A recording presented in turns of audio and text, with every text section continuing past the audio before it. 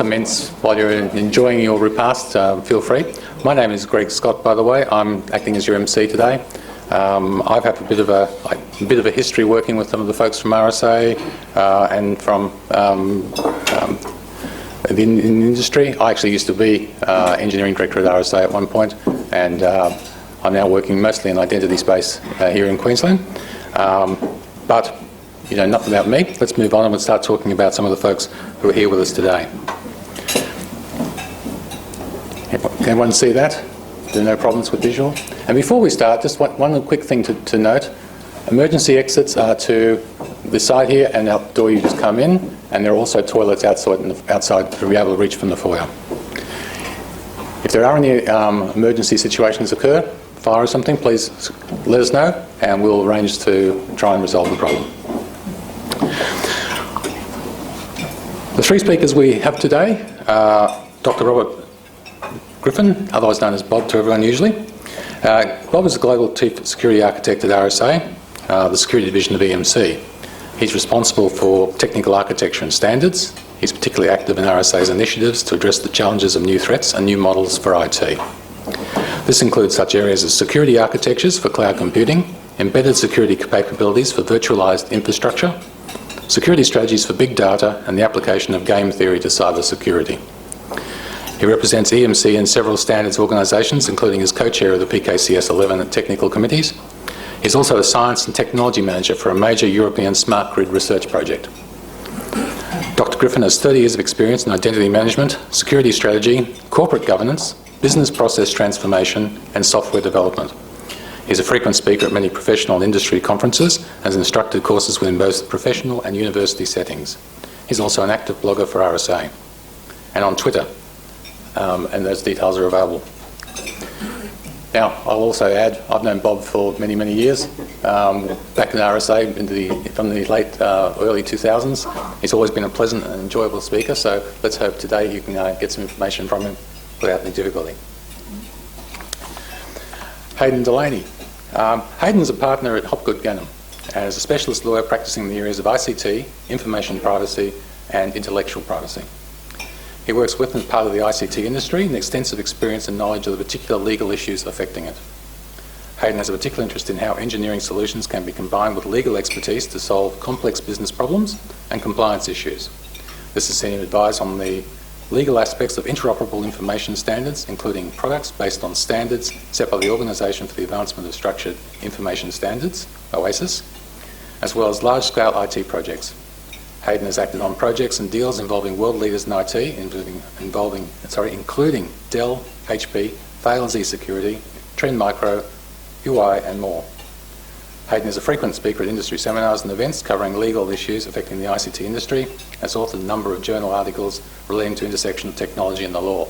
I think you'll find today's topics brought up by Hayden will be very interesting. We had a bit of a chat the other night about some of the issues that affect me in my current role in implementing a large system and major problems with it, including privacy, how it's dealt with by the industry and how we actually deal and understand how to put that in place in our applications. And so he's got some fascinating insights on that. Our third speaker today is Tim Hudson. Tim Hudson's been involved in network and system security for more than 20 years. He has extensive experience in the application of security architectures to real-world problems. Since 1995, he's been heavily involved in applying and adapting SSL and TLS to a wide range of problems on a wide range of platforms. He co-founded the RSA Security Australian Development Centre in 1998 and was responsible for advancing the development and deployment of the RSA BSafe range of security toolkits. He also guided the FIPS 140 validation of multiple cryptographic toolkits. Tim is CTO and Technical Director of CryptSoft based in Brisbane, Australia. Tim is also an Open SSL team member and a co-editor across multiple standards documents in the OASIS, KMIP and PKCS 11 technical committees. On a personal note, I've worked with Tim for many years. We've had some battles and some issues, but most of them, he's always been very focused on delivering a solution to his clients. And in particular, when we were at RSA together, we had some really thorny technical problems thrown at us and how to do that. So I'm fully confident that Tim can handle any of those problems we talk, any questions you have for him today about those areas. The agenda today is, as mentioned earlier, privacy, security, standards and interoperability, and vendor demonstrations. Clearly, privacy is a major concern at the moment in all applications going out, particularly where cloud deployment is made. You have to understand the issues of how privacy is monitored, looked after, released, information about it provided to the consumer, and how you actually manage it in your application. Not many people do it properly. Security, of course, and the different issues we have with security. Standards and interoperability. Standards is probably our biggest problem with some of these implementations, because everyone has a standard and they don't all necessarily work together. And we'll show you some of that in the application, in the presentation later on. We actually boil it down to a few slides, but I really think you need an eye chart to be able to see half the writing, because there's so many standards to choose from. And of course, some vendor demonstrations.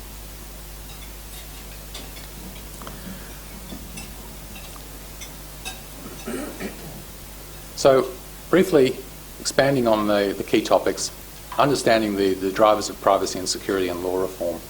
This is a key area we're going to have to deal with as we move forward into cloud computing. Certainly, we face it now in large-scale enterprise deployments in cloud, particularly where people's personal information is stored. And my current project is actually dealing with the problems of that and the challenges that gives us right now. Security architecture for cloud service and embedded security to meet informational privacy and data protection laws. It's a complex challenge. There are many architectures we can choose. In many cases, you'll have vendors coming to you telling you, this is it, that's the one solution that will work. And maybe that's not such a good idea. Maybe it's a great idea. It's up to your organisation. But I think some of the information that our speakers today will talk about, we'll discuss how they deal with that.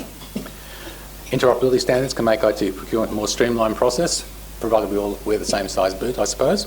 So there's some discussion about how the levels of value can be achieved.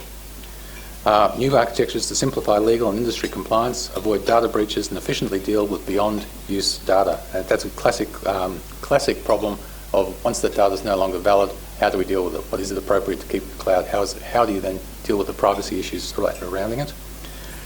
Some strategies on how technology can be blended with legal expertise to seamlessly enable industry best practice, and of course, vendor demonstrations. So, just a quick quote, Alex Grove, former CEO of Intel Corporation. At the heart of the internet, culture is a force that wants to find everything about you.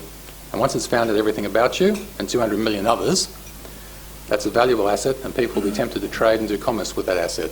The problem we face is, do we know who has that information, where is it going, and is it actually being applied just to you or to you and 200 million others? I suppose the metadata is more important in some cases. However, the fact that I buy McDonald's is a value point in someone's metric to know how many people buy McDonald's. They don't necessarily need to know that I buy McDonald's. Actually, I don't, but that's an example of metadata versus the actuality. Anyway, with that, I'll start bringing in some of our other vendors or some of our other speakers to come and talk. And of course, this is sort of a round table sort of a discussion. Yeah. So what we'll do is we'll just invite folks to participate, and we'll have the other speakers come on in as they go. I might just hand over at this point to Bob to give us a bit of a view why privacy and security matters. This is the clicker here, I assume. Okay, please, sir. Yep, good.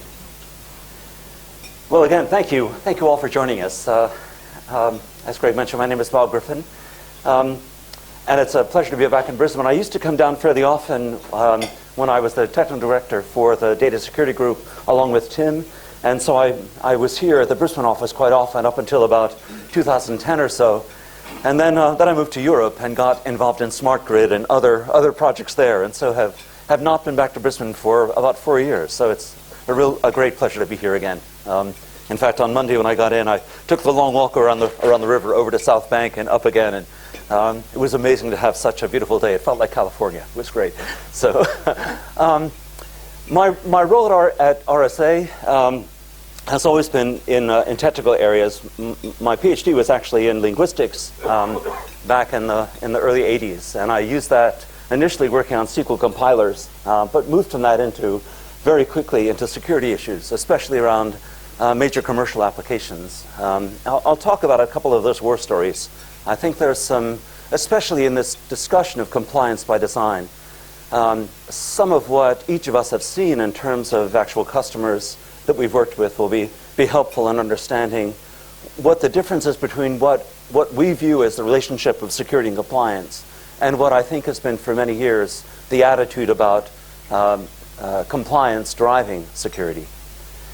To lead into that discussion, though, we thought it'd be helpful to talk about a few of the big drivers that we're seeing that have really changed the security landscape. And one of those, perhaps one of the most fundamental ones, certainly from EMC's point of view, has been the radical transformation in terms of the kind and amount of information that's available. A couple of years ago, EMC coined this idea that the data, like oil in the last century and early part of this century, is now one of those ubiquitous resources that has incredible value, but also incredible impact on society and on industry. It's like oil in the sense that it's incredibly pervasive, not only in terms of where it lies in reservoirs under the ground, but in its participation in our daily life. You may have noticed, you may have heard on Tuesday evening, Facebook in the US announced that they've released finally their marketing information distribution system called Atlas. They bought the company about 2 years ago and have been working now for 2 years to set up a model by which the information that any of us enter into Facebook can be sold to marketing firms. Up to then, it could be used within advertising in Facebook, but now it can be sold under the conditions of disclosure that you sign when you join Facebook to anyone that Facebook believes has value for that information. That information, that is, has value not just to Facebook in terms of encouraging connections, which is certainly how it started, but now a direct monetary value for Facebook in terms of their ability to sell that information directly. That's different from Google or Apple, for example, in which the information that we entrust to them allows them to refine their marketing to us. But the model, that is, this idea that information itself has this deep and inherent value, is very much like oil in its pervasiveness and its value, and also in the way in which it affects our daily lives. So I think one of the changes for me in terms of security has been to move from a model in which we really looked at security as keeping things out, right? So you build firewalls, and you build intrusion detection, and you build antivirus that would look for things at the edge of your enterprise and prevent them from crossing that line. Well, like oil, information analytics models now has really changed fundamentally the approach to security. Instead, the model is, well, building on top of things like firewall rules. Firewall rules let you say, I have this information coming in, let me analyze that and make some decisions about whether to allow it through the firewall or not. But now we're doing that across the enterprise and looking for major patterns and anomalies against those patterns that let us detect what's going on.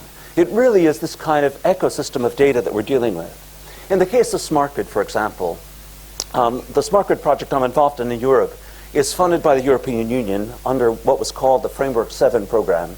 It was a major funding program in the EU for research projects, research and development projects. And about this time 2 years ago, shortly after I moved to Europe, myself and colleagues in EMC got together with folks from 10 universities, 4 other companies to submit a proposal for the funding in which we said we would put together this kind of ecosystem for the smart grid based not on old control models of being able to, for example, fence in the generation system or the sub-generators. Instead, we recognize that once you deploy a smart meter at the house, once you deploy complex analytics and control models in the substations, once you connect up the user, the customer billing system, to the demand system for generating power, you suddenly have a radically different environment from what utilities were used to working in. Instead of having an air gap between the generators and the customer information systems and no information, supposedly, crossing that barrier, now you have intentionally the propagation of information within this ecosystem. And that means that you have to think about both the ways in which you manage that flow of information, but also the ways in which you can leverage that information to actually achieve security privacy that is not feasible any longer just with defensive mechanisms. So within this complexity of data lies both a problem and an opportunity. The problem, of course, being that when you have that much data, how can you possibly manage it, derive value from it? But it's also the opportunity that if you apply new analytics techniques, if you apply new ways of thinking about the data, you can actually derive much more intelligence out of this massive volume than you could out of the limited sets of information that logs or firewall rules and so on could provide you. The emergence of that information allows you, in fact, to create emergent patterns out of that information. So, for example, you may have worked with things like network packet capture, with things in which you collect lots of data from the network, what's flowing where, who's connecting to whom. And in the past, all you could do with that data, really, was to look at what's the patterns of flow, what kind of data is going where in the enterprise. But now you can couple that information with knowledge from identity management systems, from applications, from your intrusion detection system to say, I'm seeing this information moving in this direction. And what that means is that this is part of that customer relationship application. It's managing this set of data that tells us about who our customers are and how they behave. And if I see anomalies in that information, for example, suddenly there's a huge packet of information, a huge selection of information about these customers going to some new place, it's at least a potential indication that someone is trying to take that information and move it out of our company to a competitor, for example. And that emergence of new sets of data, the emergence of new ways of pulling that information together, offers these kind of opportunities for increasing the intelligence of our environments in the same way that we ourselves deal with patterns. Back in, I was reading a book about complexity theory this summer, and in that book, the author was talking about the first Gulf War. There had been, and the analysts who were looking at possible attacks in that war on the U.S. side, and one of the analysts had seen this set of low-flying blips on the radar that didn't conform to any existing pattern of attack or of normal commercial flight usage. And he was faced with a decision within about a 20-second window of whether to treat those as an attack or whether to treat it as an error or as commercial flights. He had 20 seconds. He had limited amount of information and made his decision that was in fact an attack using a new vector, based largely on his intuitions, based on large amounts of information he had from past experience, but making a very rapid decision in the face of a new situation. And that is exactly the situation we face, in terms of this massive data that we're confronted with. The ability to take that and make rapid decisions based on that information against new scenarios that we've never seen before. Part of that is that ability of the data to organize itself. That is to put the burden of generating knowledge not just on an analyst looking at screens inside a critical incident response center, but to have the data itself organize itself, group itself, derive patterns, so that it's much simpler for us to recognize changes in those patterns. Inside EMC, for example, the RSA office where I used to work in Massachusetts, is right next door to the major incident response center for EMC. On the second floor of that building on Middlesex Turnpike, there's a room about this size, and along that wall would be about 8 monitors, meter and a half monitors with various kinds of displays, including risk heat maps, for example, but also usage patterns against servers or networks. And the data is self-organizing to display common patterns of that material, of that usage. And that allows the analyst to recognize divergences against that patterns in ways that would not be possible if they had just spreadsheets and logs and so on. So our sense is that this represents a fundamental change, a driver, in terms of how security is managed that we not only need to respond to, but take advantage of. Hayden, do you want to speak to this as well? Thanks, Bob. Sure thing.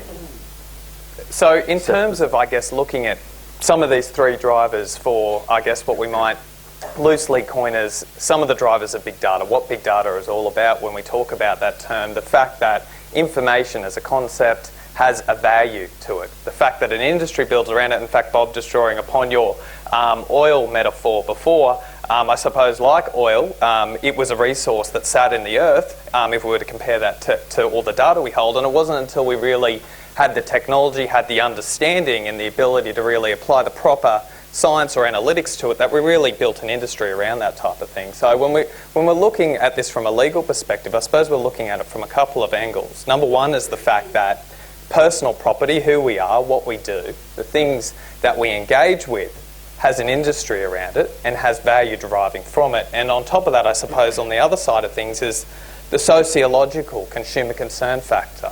The fact that I suppose, if we were to look at the next slide, maybe just a couple, I might jump a couple ahead and then we'll come back. One more, thanks. One more yet? Yeah, one more. Yeah, that one. If we were to look at this slide, it's the fact that information, when it's collected about us, it's not necessarily obvious things that are happening. It's not just that person that overshares something on Facebook. It's the fact that analytics and technology is collecting information about us without necessarily our awareness. It's the fact that every time we're engaging in transactions or e-commerce or something of that nature, records are being created about us and data can be derived from that. And drawing upon the emergence concept before that Bob was touching upon is the fact that I suppose these emergent patents, the records, the data sets that we're looking at and collecting might be legal to store or use in some manner in country A, but may be completely illegal to use in country B. And if we draw upon something in the news recently, I look to the changes in Australia's national security laws, examples around the proposal to make it illegal for journalists to publish information that's deemed to be of national security concern. I mean, information and news is something that spreads across borders all the time. So if we were to publish something in Australia, it could be deemed illegal under those laws. If we were to publish it in another country, it may not. It's I suppose, the calculus of data sovereignty and privacy combining together. And it's not just commerce. It's the fact that there's this ongoing intersection into more of the private sphere of our lives, our health information, our health records. The fact that health informatics is a growing sector. There's all this information that we can glean about our health and what we do, and of course that's great because it enables more personalised medical treatment for us. But it raises additional concerns if we look at things like genomics and genetic sequencing, for example. If we can digitise what it is that makes up us as people, what effect does that have upon us? Not only upon us, but upon our children and our children's children. It's great challenges for the law in that sort of scenario, for example, if I could be tested and found out that I have some fundamental illness that may make me a less attractive proposition for a life insurer. That information outlives me. What effect does that have on my children, and how does the law then respond to that? It's the personal factor of it, I would say. Great. In fact, let me return back to this slide. In terms of exactly these kind of transformations related both to legal and to technology. Our sense across all three dimensions that the speakers here bring, the technology focus that Tim has, the legal that Hayden has, and the standards and strategy that I bring, is that what we're confronted with, given these changes in the legal situation that Hayden just described in terms of the data lake and data oceans that we're looking at both socially and in terms of security, it means, I think, that we're looking at security in a radically different way than we had before. Not only in terms of our ability to take advantage of that information, but also in terms of how the enterprise, the organization, the person thinks about security. It certainly is true. When I got started in security back in the 80s, and in fact, really, I think even in terms of the cryptographic capabilities that Tim and I worked on in the 90s and 2000s, the model there was that you focused on the technology. And you said, if I put this technology in place, that's the focus of my security strategy. With starting, for me especially, in terms of the changes in California privacy law in the mid-2000s, it became very important at the organizational level to deal with security in terms of compliance. In fact, although I've been at RSA for a total of about 12 years, and as Greg mentioned, he and I have met many years ago at RSA. I took off a couple of years in the middle of that to work on Wall Street for Morgan Stanley. A colleague of mine who had been the CTO at another company called me up and said that Morgan Stanley had had a major compliance finding against them in 2003 related to their access control to the systems that controlled client information. You can imagine that Morgan Stanley has many wealthy clients, and there was great concern within the organization about managing who could access that information. But there had also been a recent change in the US called Sarbanes-Oxley, which required that the organization demonstrate effective controls in terms of getting to information and managing information. And Morgan Stanley publicly had failed that control, had failed that Sarbanes-Oxley accounting, had been fined for it, and been told they had a year to fix the problem. So Alex called me up, said that the CTO at Morgan Stanley, Jerry Brady, had made this a high priority project. The fine had been upwards of $1 billion, so having that levied again the following year would have been pretty extreme. And what he asked for was a system that would address that problem. So I went down and led the team that built an access control system, more an audit system really, to deal with that problem of demonstrating who had control to what systems. But it turned out it was actually not really a technology problem. And in fact, it wasn't really a compliance problem. The problem was in terms of the organizational structure and the processes at Morgan Stanley. The reliance in Morgan Stanley was that the managers of the account teams on a quarterly basis would review all of the account responsibilities for all of their people and review the systems that controlled access to those accounts. And the manager was required to take, well, at that point, it would have taken a good week each quarter for the manager to go through all of the systems and all of the accounts to determine what access an individual really had. And clearly, a manager who's dealing with hundreds of millions of dollars a day in terms of account transactions can't afford to take a week out of their quarter to deal with that kind of operational issue. Instead, what they needed was a process and technology supporting that allowed them to be comfortable that any errors in terms of the assignment of account responsibilities was being handled by the system. And that's what we did. Instead of dealing with the compliance issue, we said what we'll deal with here is a system that actually does what needs to be done in terms of managing that risk. We moved them over to this level of being able to say, this is a risk issue and an issue in terms of dealing with reporting.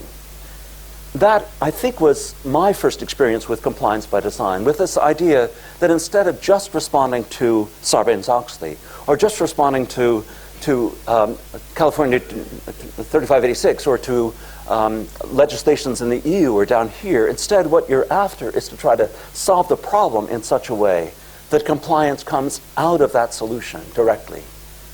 And in fact, in dealing with the smart grid, which has a heavily regulated industry, it's clear that that even is not enough. In fact, what you need to do is take that a step farther and be able to use what you're doing in that environment to actually make the business work better. The issue in smart grid is not just that you need to reply to regulations, and it's not even just that you need to make systems work effectively for the business. It's that infrastructure, that electric infrastructure, has to support society, individuals, and business in ways that make our lives better.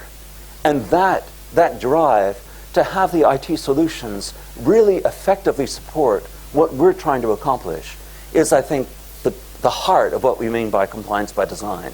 That you don't focus your solutions on compliance. You focus on making them do what they need to do to really achieve effectiveness within your organization, to respond to risks, and that compliance comes out of that, flows out of that. Just to sort of drill down on that, Thanks, how Aidan. much do you think out of achieving that, I suppose, nirvana of where you want to be in terms of compliance, requires people to, I guess, step out of this sort of silo-based methodology where they have, for example, security does security, risk does risk, Yeah. legal does legal. How much would you attribute, for example, in your experience, the failure that you saw at Morgan Stanley to that type of situation? It's incredibly important. In my particular case, for example, at Morgan Stanley, although the project was driven by Jerry Brady, who's the CTO, it meant having also support from legal and support from the account teams in order to have that be effective. And that had it just been a solution from the technology arm, it would clearly not have worked. That the issue of changing how you think about the process was the core of having that work. And that although we had great support from the compliance team and the chief compliance officer, it was not a response to them, even though that was where the funding came from. It was really a response to the fundamental business problem of how do you deal with the risk of an insider attack, for example.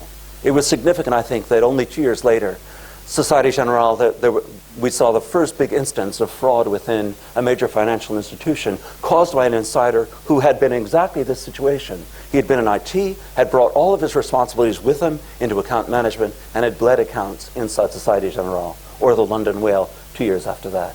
So I think it's fundamental to deal with things across the board. And that leads us, I think, to think about these changes in terms of not just, are these new technologies we're dealing with, or are these different ways of thinking about data, that these are all part of larger transformations that are really fundamental drivers for changes. I've listed here 3 that we'll talk to. I think it's a reasonable way to group them. It's clear, for example, that the changes in data and how data is managed fall into this kind of infrastructure and technology space. But there are equally important changes in terms of business, both in terms of relationships across different groups, but also in terms of how we do business itself. Our discussion earlier here about ways in which managed services, for example, and IT work together. The idea that IT is now on the same infrastructure as hosted services sold by the business. And another war story, I was on a panel with the director of IT for Microsoft 3 years ago out on the West Coast. And he was asked in the question and answer period, what is the single biggest risk for Microsoft IT? Well, and sitting there on the panel, right, there was myself, the Microsoft guy, a guy from Juniper Networks, and an analyst. And I thought for sure the Microsoft guy would respond, everybody hates Microsoft. We're being attacked all the time. Everybody wants to get into our systems, and we've got to put the best defensive mechanisms in place. Well, being a security guy, right, I guess that was natural. His response was, the biggest risk for me at Microsoft is that the business will stop using Microsoft IT. That they'll decide that they can get better service from some external provider, that they can get faster response, they can get cheaper service, and they'll go there instead of to us. And in fact,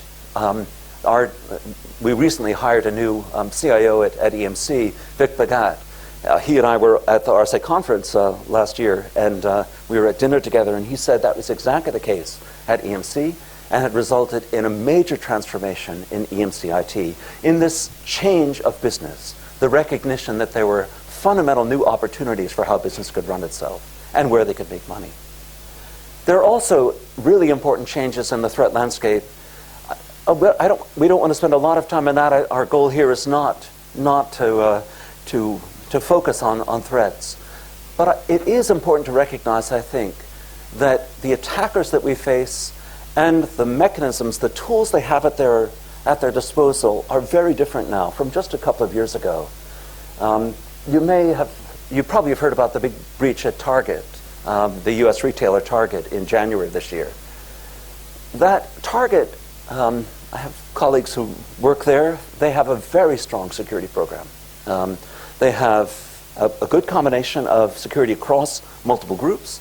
They have very strong technologies. In fact, among the strongest architectures that I know of, honestly. But the attacker, who was determined to get into Target to bleed out account information, decided that it didn't make any sense to attack Target directly. Instead, what they attacked was their refrigeration supplier, right? And were able to compromise the supplier systems such that when the specialists went on site to deal with the infrastructure at Target, they were able to leapfrog from the supplier laptop into the Target systems. And once they were into the systems, then they were behind the firewalls, they were behind any of the mechanisms that would prevent them from getting in. and were able then to work undetected and bleed out this $200 million account records. And that kind of attack, in which the attacker takes advantage of supply chain relationships, takes advantage of employee relationships. For example, I'm a musician and I participate in lots of forums on LinkedIn and elsewhere related to music. I got a notice from one of those forums that their site had been attacked. This is a small organization. It's a local community orchestra. And it was clear that there was not much of value to an attacker in compromising the Nashua Chamber Orchestra website. Right? They weren't going to get a lot of account information from that site. But what they could get were credentials that people who logged into that site were using. And because most of us tend to reuse the same credentials, it reduced the attacker's cost of probing other sites that someone like I might use, bank accounts, EMC accounts.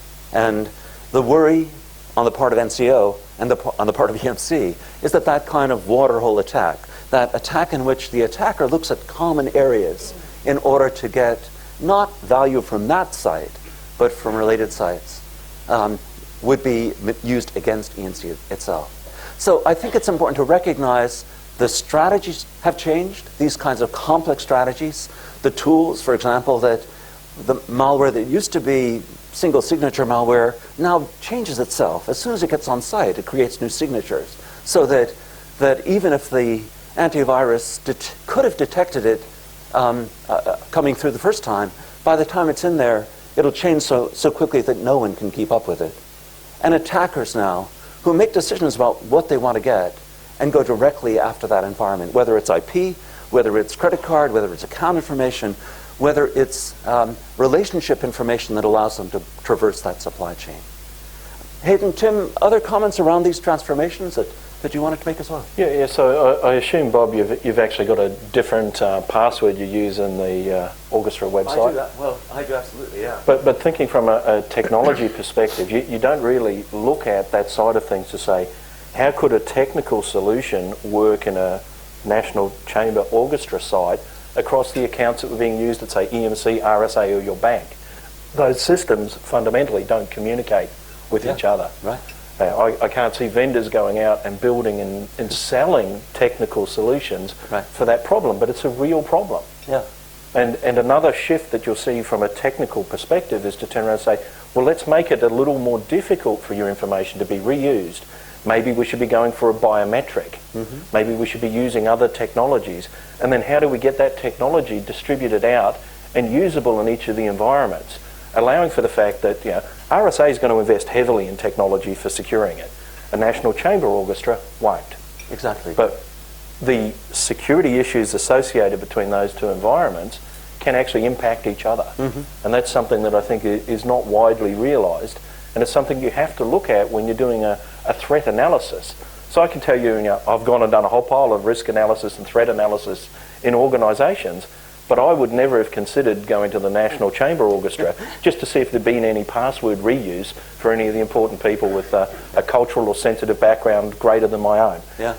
So am I correct in saying then that it seems, from the examples that have been given, almost on a level it's somewhat impossible, really, to anticipate all of these risks in advance? So it seems to me the key is what steps you put in place to mitigate and deal with and respond to the risks once they do arise. Very good point, Hayden. In fact, it's true. For example, in the case of the electric infrastructure in smart grid, one of the models you can use to think about risk is you look at what's the past pattern of attacks. How have people tried to get into the past? Well, in the case of smart grid, there are such fundamental transformations. The smart meter at the home, instead of someone who comes around every 30 days to read your meter. The control systems in the substation that now, instead of just parceling out the power to each of the home systems and transformers, now actually has control information going back and forth between those environments. The generation system that now is deriving information out of billing to take a look at demand and how they manage demand and production of power. those transformations mean that the risks you had in the system even 2 years ago are now completely different. You can't just rely on the historical ones, and you don't know what the attackers will do. In fact, I've had a long relation with MIT, and although I'm in Europe now, I still have that strong tie, and a colleague of mine at MIT and I are in fact trying to work on this problem of how you deal with unknown things that can happen, how it is you can get in advance of the attackers, and it's a difficult problem. But it's clear that at an organization, you need to think broadly and intensively about what are the risks you're facing, not just what's the vulnerability in our software, for example. Any comments or questions around these discussions of the drivers that we're seeing? Yeah, please. Yes, my name's Christopher Flynn. I'm currently with HP. Great. I have a question with regards to the differentiation between the complex space that you described Sure. and I guess what everyone thinks they're in, which is the complicated space, meaning that that's the deterministic space. Yeah. Are you aware of any tools that could assist organisations in knowing which side of the line they're on between the ordered and the unordered world?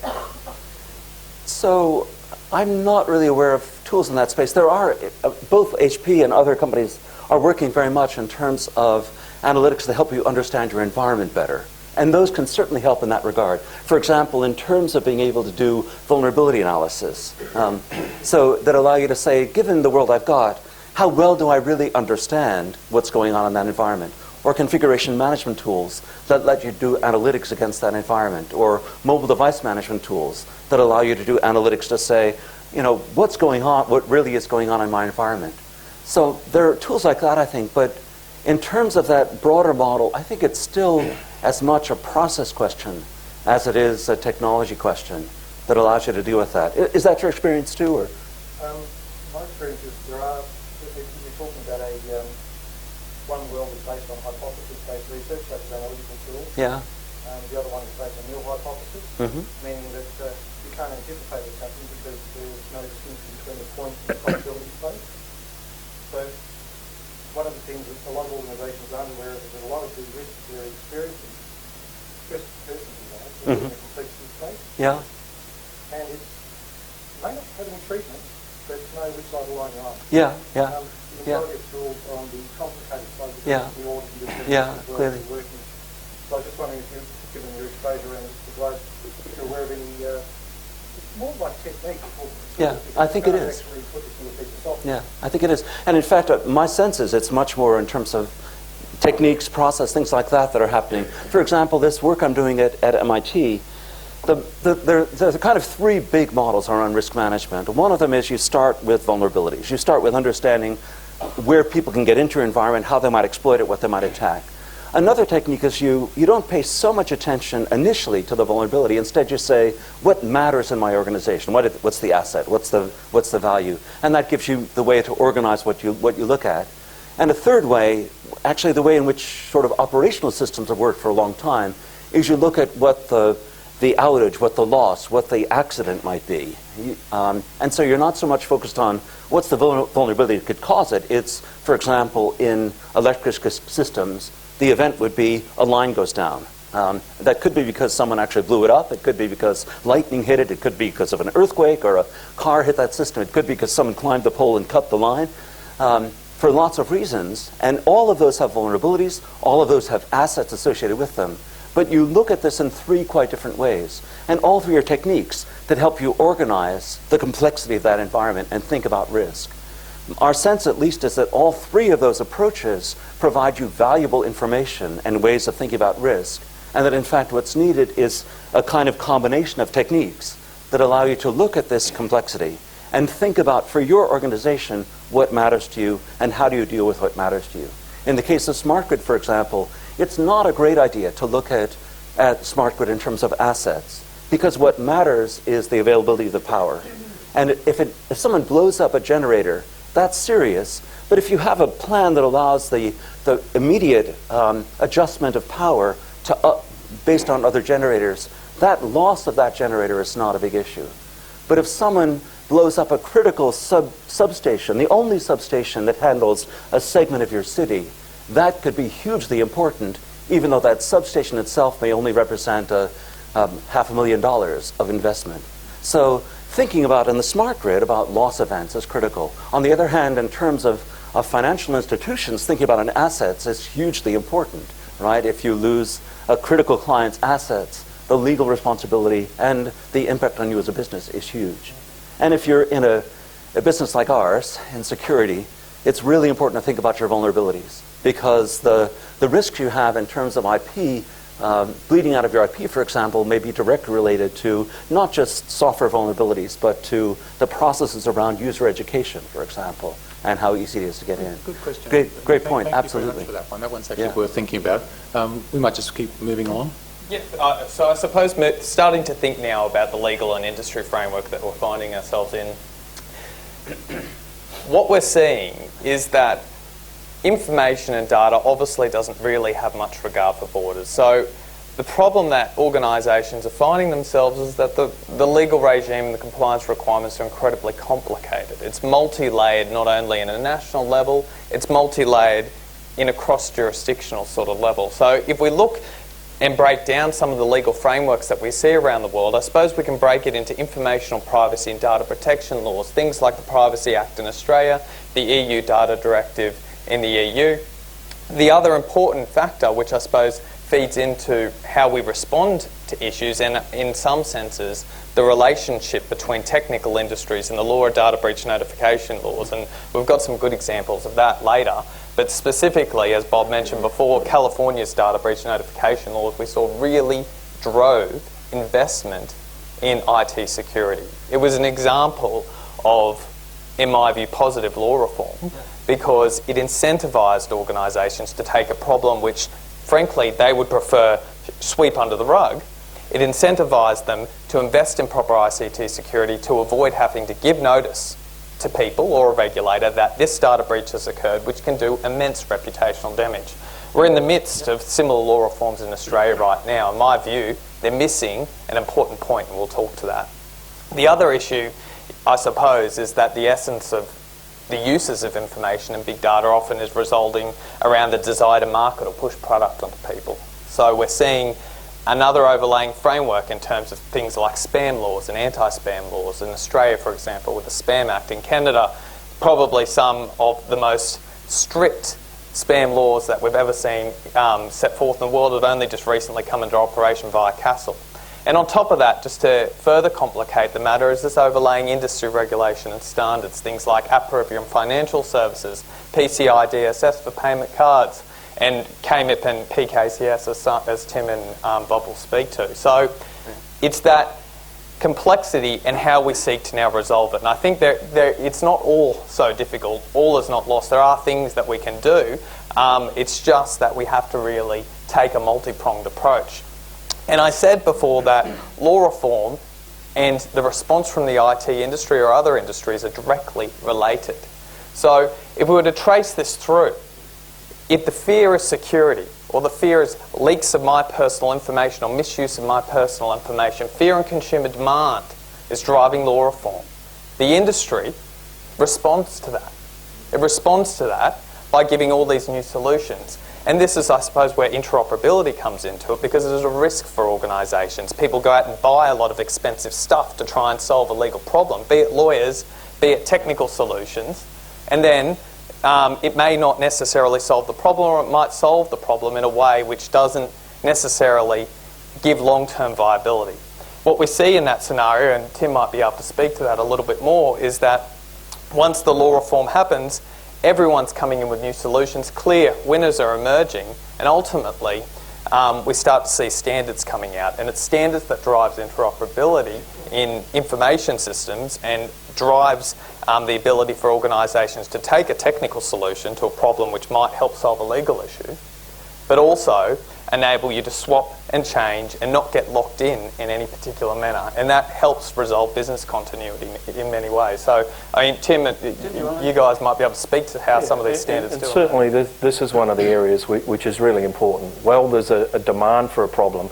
Every vendor will have the perfect solution that precisely solves exactly the problem you think you have. And sometimes they'll even be able to describe the problem. Other times they'll just tell you how wonderful they are. And from a perspective, that sort of development of the early solutions is really important. The problem's real, the problem's here now. Everybody's going to have to solve it. That's where the opportunities are. Everybody wants to win. Everybody wants to dominate that solution.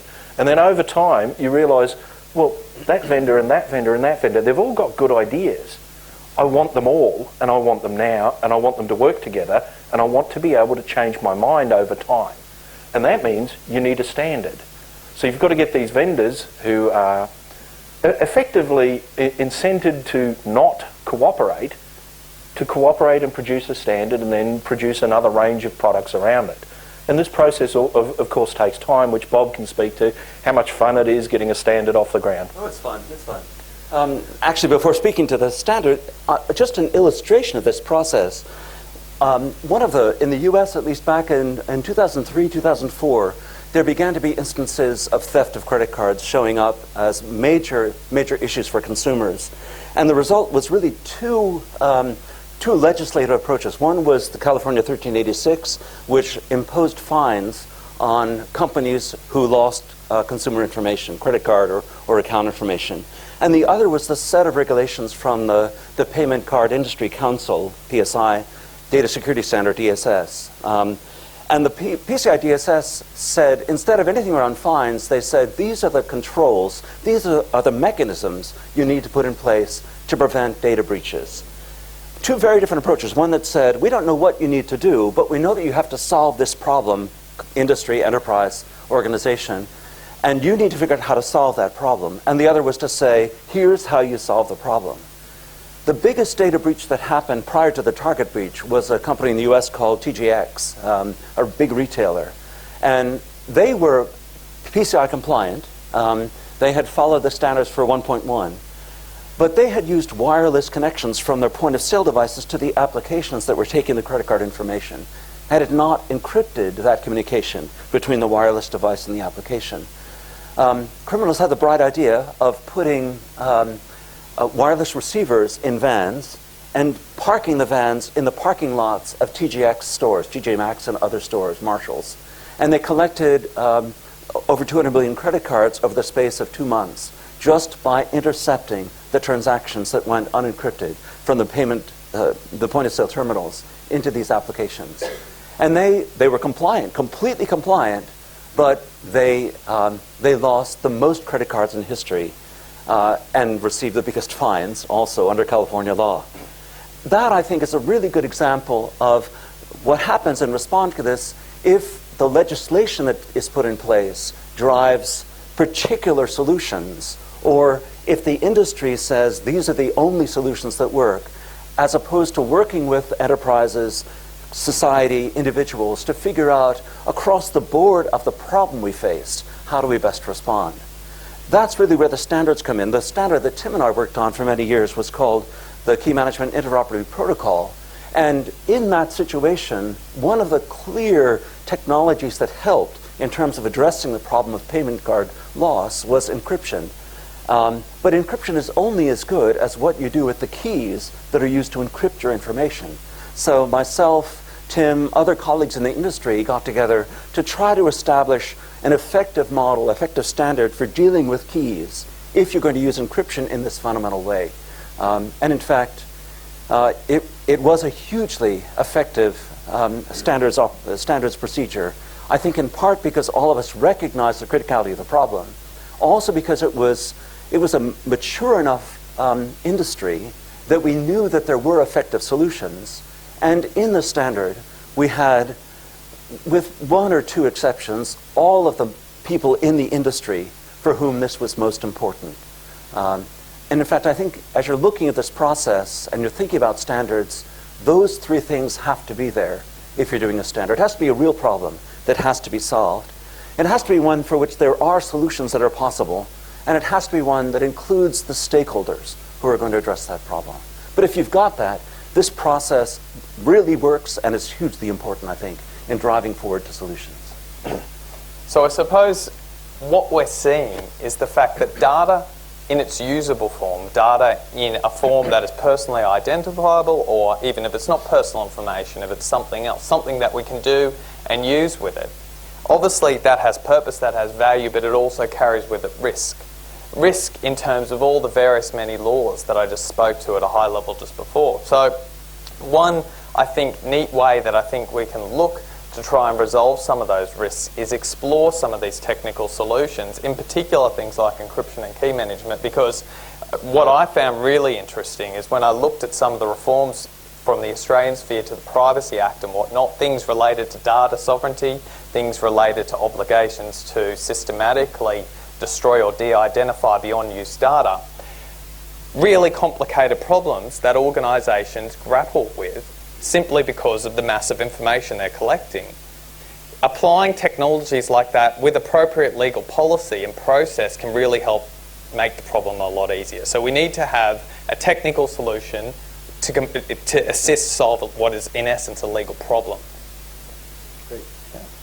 Tim, do you want to start off with this? And then Yeah, certainly. So there's no shortage of technical solutions to every problem on the planet. Now, technology is actually going to solve world peace. And that's simply because I come from the technical side of the framework. And basically all of these disciplines that you see need to operate in harmony. If you sit down and find any one of these functions is overwhelming a solution, it's an excellent indicator that the wrong approach is being taken. So if it's too balanced or unbalanced towards a technical solution, or too focused on audit, or too focused on legal, it will absolutely have issues. So one of the things I've learned over my career is, from a technical space, I need to know just enough to have a meaningful communication from an audit side or a legal or compliance or a management side. Enough to be almost dangerous, but to get the communication flowing between those disciplines. Otherwise, you can't be sure that you've gone out and solved all of the problem that didn't really matter, because that's your area and your discipline. I think also being able to recognise where your limits are and then call them the experts who can actually do the work. Yes, absolutely. Yeah, thank you.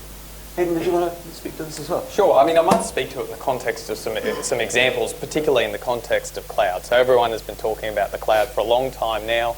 Up on the slide there, we have the 3 standard cloud models. We probably won't talk to it in great detail, but we have application as a service sitting at the top there. In the middle, we have a middle layer, which basically enables us to perform software development as a service via a platform. So things over Azure, Amazon, or even Force.com via Salesforce. And then at the bottom layer, we have our infrastructure layer. So the idea that we can push our IT capabilities out as a service rather than acquiring actual physical devices or physical solutions within our premise, we push it out to a service-based level. And whilst that solves certain business issues, it makes things cheaper is usually the primary driver people say. Other things related to scale and scalability and whatnot. We lose physical control over things, and that's a problem from a technical perspective, and it's a problem from a legal perspective, and we'll see that in a few contexts. Tim, did you want to speak to this particular one? Yeah, so going back to the earlier slide here, and I'm sure Bob will chime in. So next slide there. Yes. Not that one, further forward, on the slide we have right there. Right, so one of the things, thanks Hector. One of the things we've sort of been looking at is through all the frame here is, you have to have the problem that drives the research. You must have those early products. You've got to have the early vendor solutions. There has to be deployment of products that almost solve the problem to learn what the real problem is in a practical context. And then based on top of that, there needs to be the standards development leading to effectively commodity product, mature product. And if you skip any of these steps along the way, it's not going to work. So if you've got a vendor that comes out and says, I've done this fantastic research and I have the solution, I skip the early product release and the standards, those are the sorts of things that tend to fail. I think it is hugely important. The innovation that happens here with the early products is of tremendous importance. It's clear, for example, that in our daily interaction with mobile phones, the innovations that Apple has done, for example, are incredibly important in changing mindsets about what you can do on a mobile device. I think before the iPhone, the sense that you could conduct fundamental business for your enterprise using a phone, a mobile phone, was, if not scoffed at least not fully believed. The sense that I still do most of my development work on a laptop just because the iPhone is too small. But when I travel, I hardly ever take out anything except my iPhone now. And that innovation that Apple did changed fundamentally our understanding of what you could do in terms of core technology. But it wasn't until Android came out and the standards emerged around the development of that this explosion of applications occurred across the industry. There were problems with that as well, right, in terms of things like not as fully developed a security model in Android. But it clearly enabled all of us in terms of a transformation in our daily lives in dealing with information, dealing with applications, dealing with our business and our business relationships. So this model doesn't preclude or underemphasize the innovation, but it's part of this ongoing cycle in which you rely as much on standards and on the development of a broader community as you do just on innovation. In the case of cloud, for example, which Hayden talked about briefly, in fact, we long since have reached that standards level. This comes from the Cloud Security Alliance, which has developed a series of models, some of them in tandem with NIST, for example, the National Institute of Standards and Technology in the US, to try to help organizations understand how to use cloud-based services, cloud-based capabilities.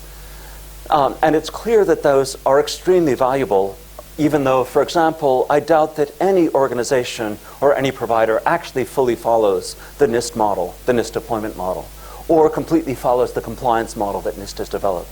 But nonetheless, the standard itself is hugely important in helping an enterprise understand when they contract with Amazon or contract with Salesforce or contract with Google, what it is you're getting and what you're not getting. For example, if you have decided to use Office 365, what does that mean in terms of Microsoft liability, in terms of loss of information that you entrust into the cloud? If you decide to entrust information to Facebook, what does that mean in terms of their ownership of that information versus your ownership? If you move an application to Amazon EC2, what does that mean in terms of their liability if that application fails or if they lose your information? All of those things are helped by having standards in which you can say, this is how it fits into the larger model of what we care about and what we don't care about. In fact, we thought it might be useful to talk through at least one instance of that in terms of the movement of data into a cloud provider, and different models and how the technologies fit with those models and where standards fit with that.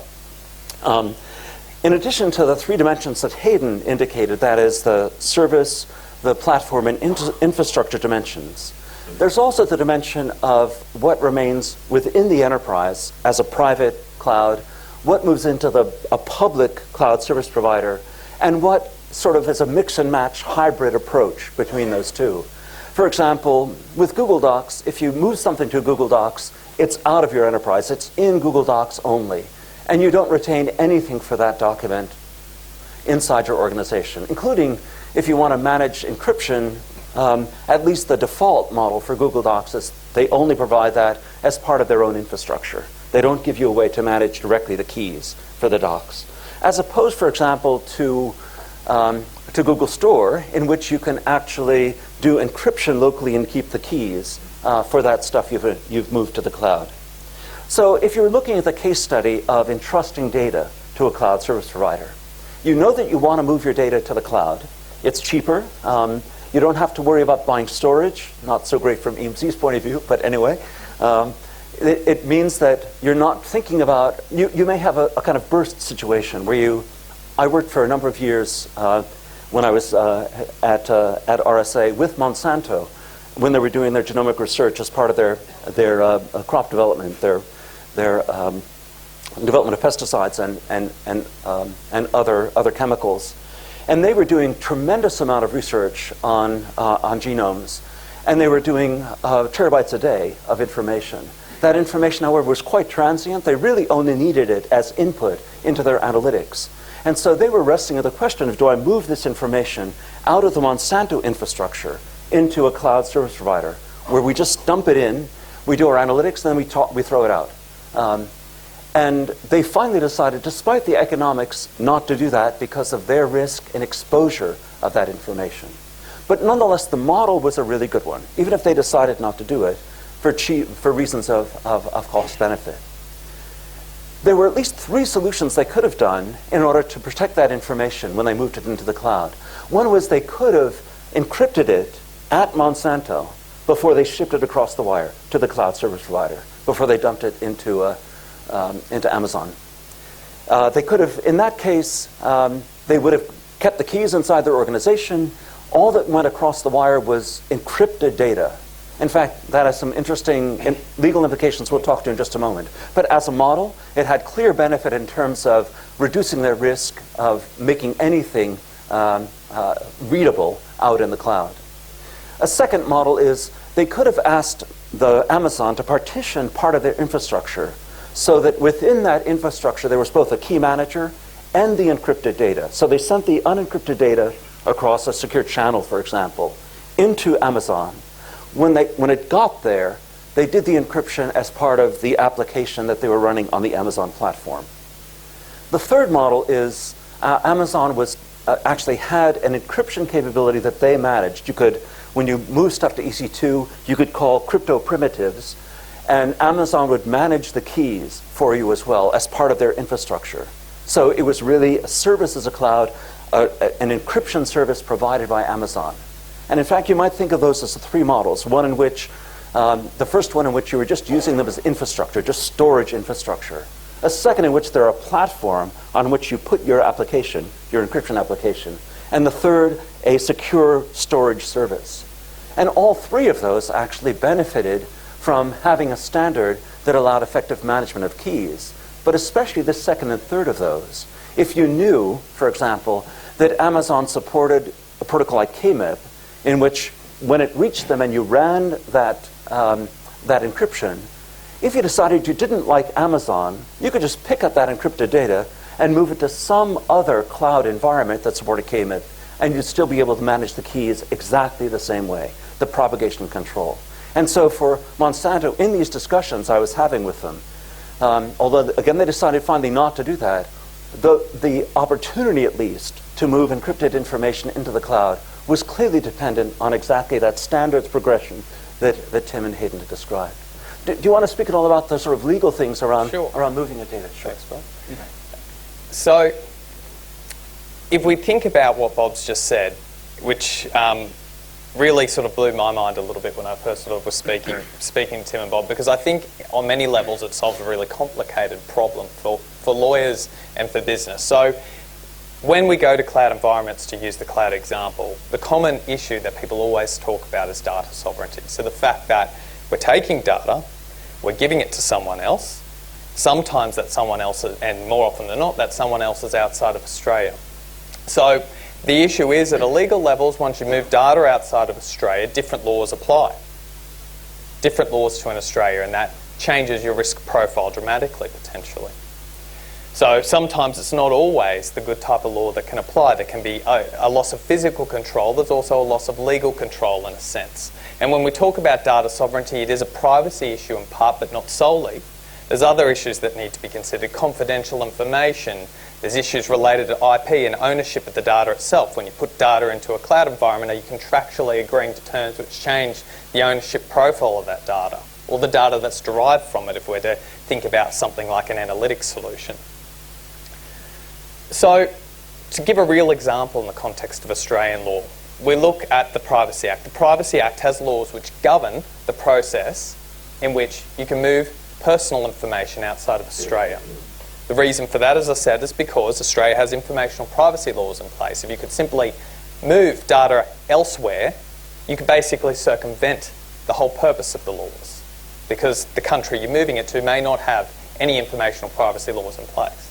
So looking at it in Australia, it says, and forgive me for going really legal for a second, before an APP entity, so most organisations in this room will be an APP entity, discloses personal information about an individual to an overseas recipient, the entity must take such steps as are reasonable in the circumstances to ensure that they don't breach Australian privacy principles. If we look at this in the context of a consumer-based cloud solution like Office 365, you are never going to get them to agree to that. That effectively requires you to go to Microsoft and say, I want a warranty or something to that effect that you'll comply with Australian privacy laws. They won't often do that because they know they can't, because they're storing data in multiple places around the world. It's not actually legally possible for them to possibly agree to that, and particularly in the context of a consumer-based cloud solution like 365, the whole model is that they're giving you this very cheaply on the basis that they can move the data around anywhere, they can share the load. That's the whole business model. Pair that with this other factor which says, even if you've done that, which is mandatory, even if you've done that, you, as the Australian disclosing organisation, remain responsible for what the cloud provider does with that information on an ongoing basis. So if the cloud provider or one of their subcontractors, and if we look at Office 365 as an example, there are probably hundreds all over the world, if any of them do something wrong with that, you are responsible as if it was done by you. So if we think about how some of the stuff that Bob was talking about in terms of key management could be used to solve this problem, let's really think about it. It only applies if you disclose personal information. Disclosure under the Privacy Act is defined as parting with effective control of the data. If you choose an encryption key management model which ensures that you as the customer maintain control of the encryption keys, you have control of the data. There is absolute control resting with you. And not only that, if the cloud provider has encrypted data, it's not actually personal information either, because you can't reasonably ascertain anyone's identity from encrypted data. Yeah, that alone solves that problem. So this is another example where there's an ideal technological solution to get around this pesky little legal problem. we just encrypt everything, and that will solve all the problems? In part, not all the problems, but it will go a lot of the way. So, I mean, the other issue, of course, is the contractual side of things, which still remains very important, but that, I think, is quite an ingenious engineering solution to a legal problem, and it's something we've actually, on some level, seen in real life via what Apple and Google recently did. And Tim, I might let you speak to that and chime in with the legal bits here and there, but I think it was an interesting example of a big organisation doing exactly what we just mentioned. Yeah, so I'm not sure if everybody's familiar that Apple added a fingerprint sensor into the iPhone 5 series of products. My wife happens to be an avid Apple fan. She has an iPhone, always gets the latest model. I'm an Android person, which leads to some very interesting discussions. I also have a fingerprint sensor. But initially the technology was added to make payment processing easier. So if a user wants to go out and buy something online, if you just put your thumbprint on it or swipe it, you can pay quicker, you can pay faster, you will buy more in theory. Now in practice I can tell you, you absolutely do buy more when it's easy. And the technology got added for that purpose. But the other benefit that it has is it's an authentication mechanism. So the biggest problem when you turn around and start encrypting everybody's data, let's say we encrypt the contents of your phone. If you maintain the keys within the organisation doing the encrypting, so if Apple kept the keys, Apple still kept the problem. They have both the keys and the data. So if you load your photos up onto iCloud and Apple's got the keys and the data, they remain legally responsible and technically capable of decrypting any information. So if I've lost my password, Tim, in that sort of instance, because Apple is holding the keys, they can recover it for you, not a problem. Yeah. Whereas if you turn around and have a look in the context where Apple doesn't have the key, so you've got your own local password, then they've got the problem with what happens if the key is lost. But if you make it a biometric, a fingerprint or a thumbprint, then it's very difficult in most industries to lose your fingers or thumbs, or at least 3 of them.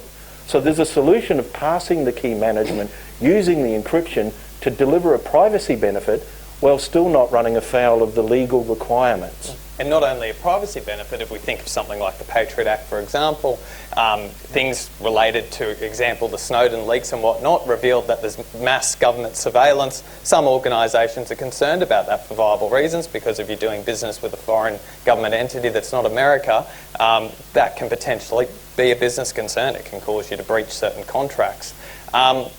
If we look at that, what Apple also did as a side benefit is if a government body or even a malicious third party trying to get access to the data held in iCloud, and we saw that, for example, via some of the celebrity iCloud leaks that have been in the news recently, if someone tries to get access to that, they actually can't, because they don't have the key is held on the device itself. So if the government said, I want all the data on iCloud's network, they don't have it. Well, they can have the data, they won't have the information. So you can deliver the encrypted information without the keys is useless. So you can give technical compliance to somebody asking for a copy of the information without actually exposing private information. And again, it's a key management solution in a consumer-friendly environment. And in fact, that example also leads into that larger standards discussion in terms of FIDO lines. I don't know if you want to speak to that a bit, Tim, about how the authentication needs have led into this kind of cooperation across the industry. Yeah, so if you turn around and have a look at, wind back about 5 years or so, if you wanted to get a fingerprint scanner hooked into your application, there are about 35 different standards you could follow, one from each of the vendors. So it's only relatively recently that the FIDO Alliance, of which Cripsoft and RSA are both members, was established to turn around and say there should be only one interface necessary for interfacing to any form of biometric device or any form of authentication token. So let's solve that problem so we can all use the same devices. So if a fingerprint sensor turns up on a platform like Android or iPhone or is connected to your desktop, it should be easy from an application perspective to interface to it. Now, 10 years ago, nobody was interested in solving that problem because they all felt, I will do it my way and I'm going to be the winner. Now, everybody realises it's a really important technology that needs to be widely available to solve these sorts of problems. Yeah, exactly. Right. The same thing is happening in terms of analytics. In fact, I should mention that in terms of the cloud example, that encryption example, it has resulted in the same way in vendor solutions. For example, for that case in which you want to encrypt something locally before you send it across the cloud, companies like Trend Micro, for example, have their secure cloud solution allows you to do encryption before you send it across. Or in that case in which you want to have a platform running in the cloud where you do encryption, a company called Afor does exactly that.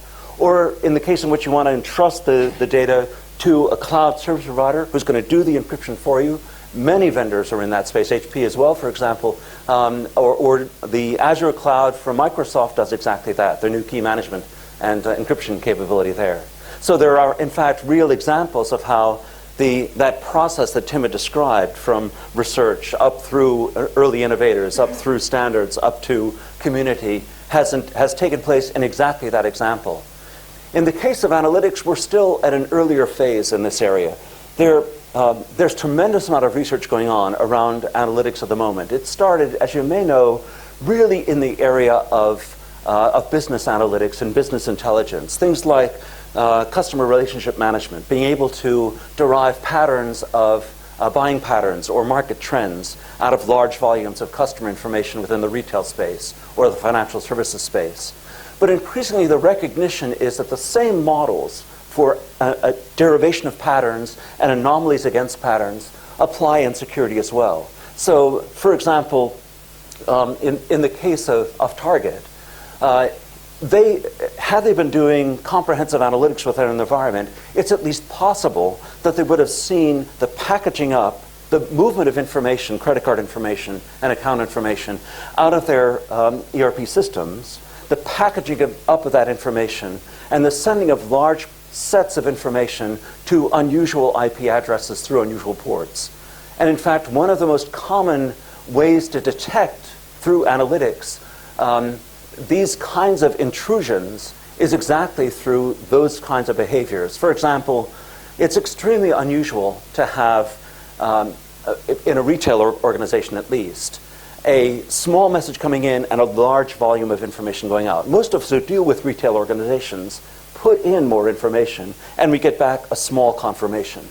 But if you have that pattern suddenly, or anomalous behavior against that pattern, where suddenly you have a large body of information going out, that should be an indication within this model that something funny is happening. There are in fact three things you need to have analytics work. One of them is an engine that can look at data.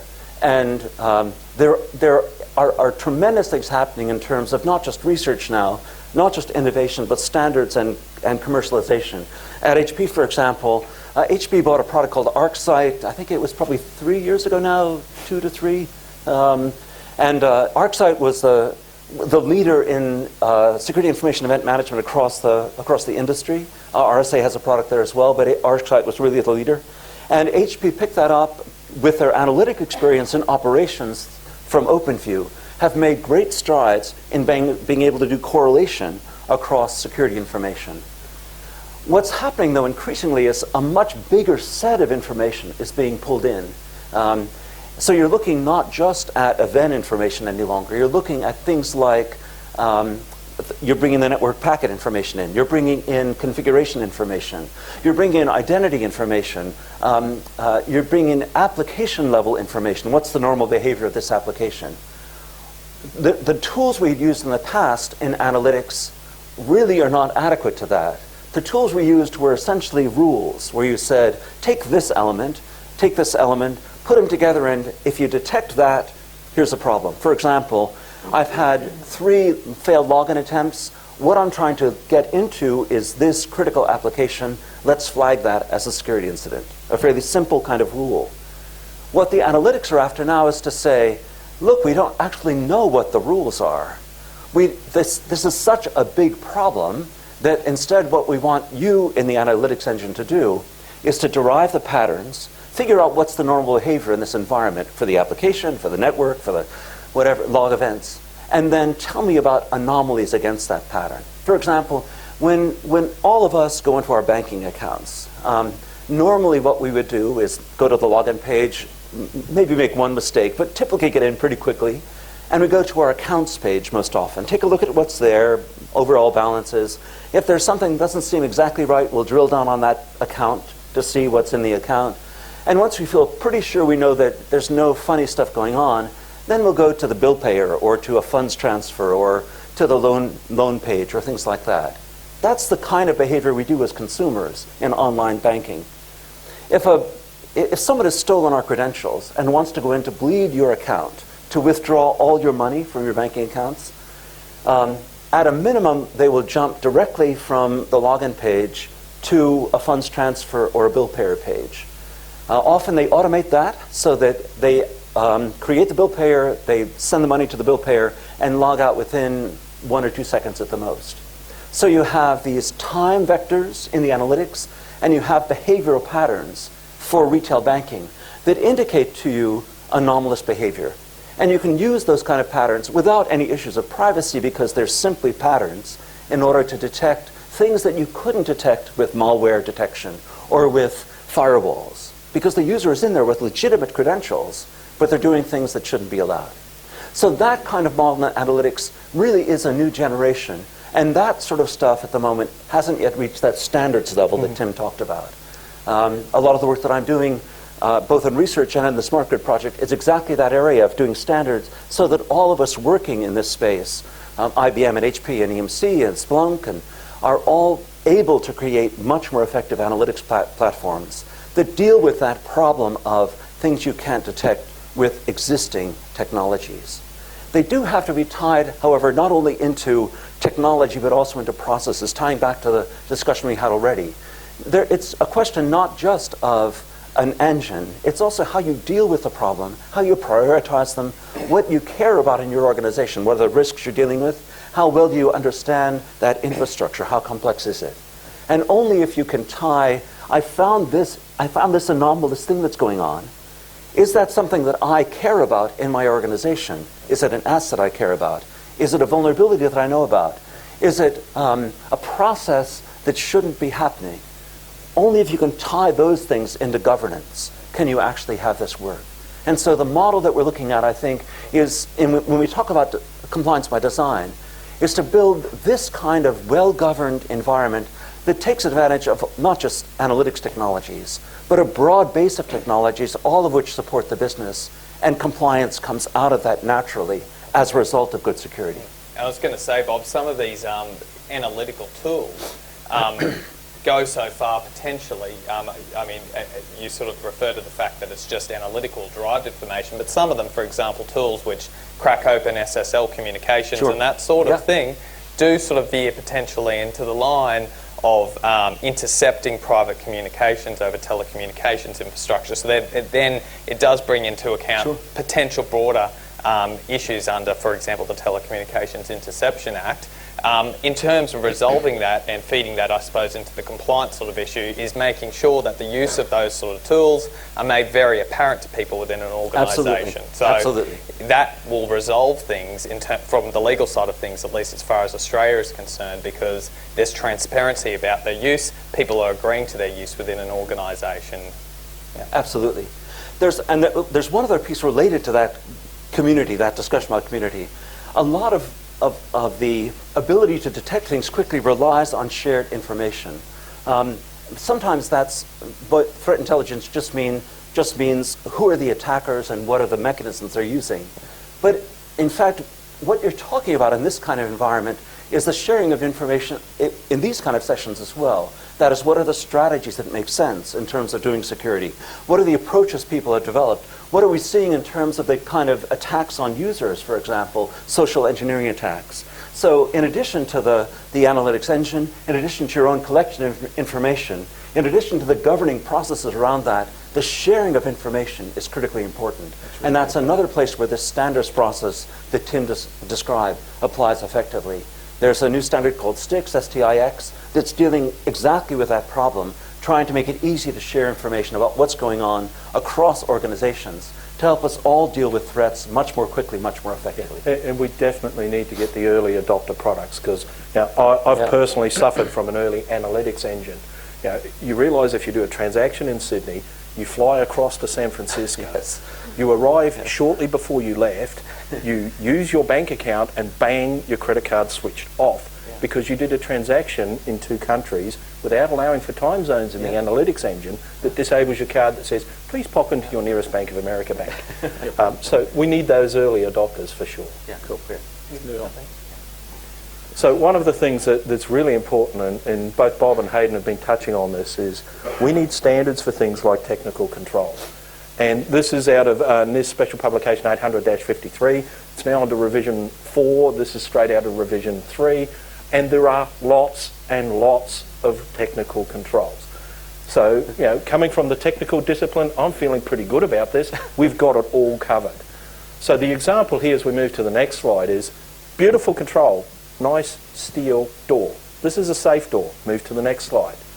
So what we've got here is 10 overlapping controls. I'm a technologist. I'm feeling really good. And then Bob's going to say, hey, what's those open boxes?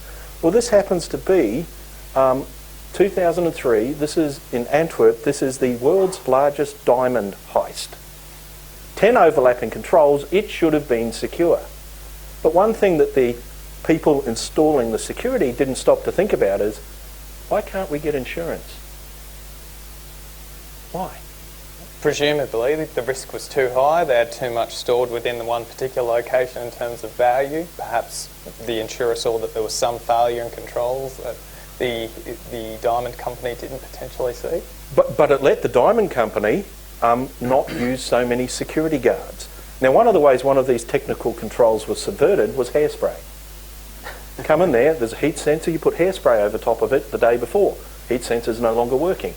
And basically the attack here took about 2 years and completely, totally defeated the 10 controls. They were ineffective. But the company felt good because they had lots of controls. And lots of controls by itself is not necessarily a good solution. The human element was taken out of it. The human element was the real problem. I always have to have a Bruce Willis reference. So what you might not be able to see here is there's a really, really secure door and a very, very flimsy wall. So Bruce's character in this just turns around and kicks through the wall. So it's a control that doesn't work. Now, I've actually experienced that in a completely different context. A high security computer room, latest biometric sensors, the whole lot, but it's glass and it's not tempered glass. So a brick would have defeated all of the security mechanisms. Coming from a technology perspective, and this is one of the things that's certainly back in the RSA days, this was mandatory in your induction to turn around and realise technology doesn't solve everything. You have to look about the real world threat. So, go and build your $1 million cluster to crack RSA. Let's attack the technical control. No, a $5 wrench will do the job. Thank you very much. So again, it's looking at all of these things. So we just poked a little bit of fun at the technical controls, but these are actually real world examples of things that happen. So you have to look at the entire environment, both the technical and, of course, look at the real risks, look at the outcomes. And as Bob was talking about earlier, think of what happens when it goes wrong. And in fact, before to leave that section around this model for compliance by design, I was on a board in Switzerland, a conference last summer, and on the panel with me, I do a lot of speaking, so a lot of my examples are speaking at conferences. Anyway, was also the director of IT for a major telecommunications company in Switzerland, and we were asked for our companies, what is the strategy you use to determine your security approach? And the gentleman from this telecommunications company said, well, we look at vulnerabilities. We figure out what our vulnerabilities are, and we fix those vulnerabilities. This was less than a year after the big attack on RSA, which had been waged not through any vulnerabilities, well, unless you call people a vulnerability. The attack was an email that went to 4 people out of the 50,000 people in EMC, 4 people in human resources, with an attachment that contained a zero-day vulnerability in Adobe Flash that infected their laptops and then leapfrogged across the organization. There was no server vulnerability, no firewall vulnerability, no network vulnerability. And I asked, after, not in the panel, being a polite guy, I asked the Swisscom, the director of IT for that company, whether he was doing anything about attacks on individuals that might lead to this kind of infection. He said, no, we do our strategy in terms of technical vulnerabilities. And I think for me, it was a real wake-up call about how serious this limitation can be if you don't think about security in terms of this much larger perspective about where the attacks can come from and how you want to protect your organization. So flipping back in terms of, we've talked about the whole data protection side of things. We've got a huge volume of data, and if we don't look after it properly, there will be legal and business implications. So what we've got here is an Aberdeen report out of 2013 based on surveying the end users. So this isn't vendor-related information. It's from Derek Brink, and it looks in each of the areas, and I know they're a little bit on the small side, so you can't read them, to look at the investment organisations are making in the deployment of encryption technology. So we're looking at the time period here from 2007 through to 2012, and the information is basically showing the spend in that time period on encryption-based solutions doubled. And looking at the same information in a different way, this is the rate of change. And there's a couple of areas in which technology has actually absolutely moved forward. One of them down the bottom is self-encrypting drives. Now, self-encrypting drives is a technical solution that puts encryption into the disk infrastructure. And the keys stay there as well, and you have an authentication key. The problem it solves is if your drives get physically stolen and you don't have the authentication key, the data on them's useless. That's the problem it solves, along with the business one of, I'm deploying encryption, I no longer have to report any breach that occurred. So it's feeding back to data notification laws. Data notification laws. Yeah. So from that perspective, it's an easy to deploy technology that solves one particular problem, not necessarily the problem that you're looking to solve. So just to explain it a little bit more, the problem would be if you're in the US, for example, you lose your drives, falls off the back of a truck, for instance, or something like that, whilst you're taking tapes out to back up. Laptop got lost Exactly. while going through the airport is actually one of the most common ones. Yeah, that's right. That's right. So under the US laws, you'd have to give notice of that breach. That would also potentially carry with it a fine. Of course, in the US data breach notification laws, there's a particular exemption if the data is encrypted. So obviously, it's an example of law reform. They're driving particular investment in that type of technology. So we've talked about standards before. Standards are wonderful. They'll solve the entire problem. But how do you pick which one? So one of the things we've done here is have a look at, there's a range of different ways you can go about picking a standard. And frankly, I've seen all of these used. And the success rate in terms of which particular one you use as to which standard is going to win is, in some ways, fairly mixed between each of these. So we're looking at a couple of standards here. And in fact, we've got a video to play, haven't we, Greg? So let's just pick ask the vendors. They'll give you the solution. If you just ask the vendor, you'll get a solution.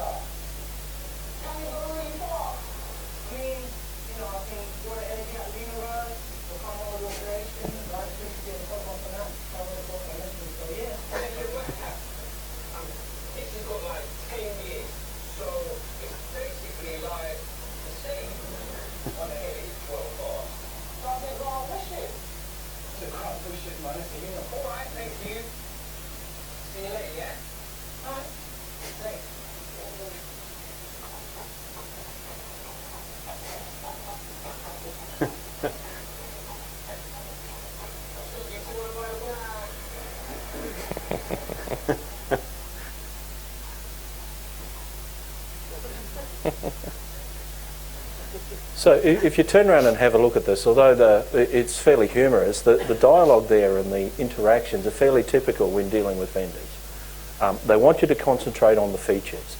So asking the vendors what to buy is a good way of getting your list of questions in terms of the feature sets that you might want to look at. Another way to have a look at a standards and which one to pick is to look at the interoperability. When I change my mind, how hard is it to move from one vendor's product to another? And that's where standards come into play. Next slide. So I suppose just looking at standards from a legal angle, standards drive interoperability, and interoperability allows you to move between places. So if we're talking about a cloud product, it enables interoperability between a cloud. If we're talking about an old world sort of IT procurement arrangement or project, it enables you not to be beholden to a particular vendor. And if we look at that perhaps in the context of, say, Queensland Health and the payroll debacle that happened there, what we saw ultimately was that Queensland Health was beholden to IBM because IBM had really, in a sense, had them operating in a way that wasn't interoperable. They couldn't just go away and say, that's it, we're done with you, IBM, we're moving elsewhere. They were locked in. Only IBM really could solve the problem for them. So interoperability is something that needs to be thought about in terms of ICT procurement, in terms of the contractual side of things. We need to be thinking about in terms of transition in, transition out, and I guess ensuring business continuity, that at the procurement stage that there is a mandatory requirement to ensure that the system you're paying a lot of money for is interoperable, because otherwise you are beholden to them. In addition to that, that needs to feed in to the transition out obligations in the contract. And if we're talking about a particular standard, so the technology is meant to comply with a particular standard, then there should be warranties covering compliance with that particular standard. That's going to give you, again, legal controls over a vendor that's trying to, I guess, lock you down potentially. So we might, these are two standards that I've been personally involved in, both as co-chairs and as initiators. The key management standard actually applies in that particular scenario of cloud-based encryption that I mentioned. It's the driver for this was back in 2006. I was working at JP Morgan Chase. This was after my Morgan Stanley work, after I went back to RSA. And the director of IT at JP Morgan had both IBM and EMC tape drives in their environment. He said to both vendors, to EMC and IBM, we want to be able to use one key manager with both technologies so that if we move information from one tape drive to another, we don't have to move the keys. The same key should work regardless of which tape drive you're using. So I went to the IBM folks and said, this is a great opportunity for us to work together. Instead of just doing a common protocol for the two of us, let's make this an industry standard so that HP tape drives and Quantum tape drives and NetApp tape drives and storage and applications all will work against a common key manager. It took us about a year to get the legal agreements together that we could actually share information. But by the end of 2007, early 2008, we had those in place. We were working and brought in a number of other folks, including folks from Thales and Cypher, who are also here, and SafeNet. And by 2009, we actually had a standards effort going that would drive this model for interaction.